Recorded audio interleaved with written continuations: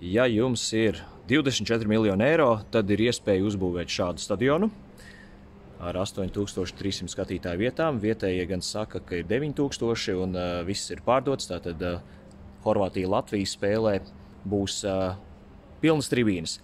2015. gadā šo stadionu atvēra, tajā bija 6000 vietas, bet UEFA prasības, lai varētu augstāku līmeņu spēles Champions Līgā un UEFA Eiropas līgā aizvadīt, prasa 8000 vairāk, un līdz ar to 8300 vietas figurē visbiežāk oficiālais skaits, kāda ir ietilpība. Ikdienā spēlē Horvātijas čempionāta komanda Rijeka.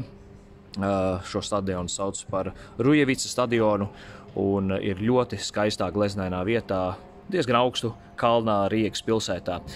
Šajā pilsētā ir vēl viens stadions, Kantrida, ar vairāk nekā 10 000 skatītāju ietilpību, bet šobrīd norit rekonstrukcijas darbi. Savulaik pat 22 000 gadsimtu mijā ir uzņēmis skatītāju rekordu lielu skaitu tajā stadionā, bet spēle notiks tomēr šeit.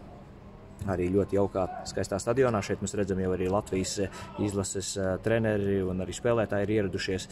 Treniņš, kā jau ierasts pirmspēles treniņš stadionā un pirmās 15 minūtes atvērtas. Tas otrs stadions, Kantrida, atrodas pašā Adrijas jūras krastā, ārkārtīgi skaistā gleznainā vietā, arī zem tāpat kā šis. Un tas varbūt kādreiz citreiz būs pieejams Latvijas izlases spēlē šeit Horvātijā. Ļoti interesanti, ka Horvātijas izlase savas mājas spēles Horvātijā ir aizvadījusi 13 dažādos stadionos un sūkstās, ka nav tāda kārtīga, vēl labāka stadiona, kur spēlēt. Mums viņu problēmas, bet šeit šī būs 8. spēle izlasei. Spēlējusi te ir Horvātija-Anglija, ir arī rekords, liels rezultāts sagrauts San Marino komanda ar 10-0 šajā stadionā.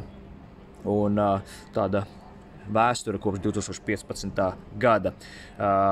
Abas izlases jau arī aiz muguras atstājušas pirmspēles preskonferenci, un Horvāti teica, ka gaida tālas piespēles un arī bīstamības standarta situācijās Latvijas izlases izpildījumā.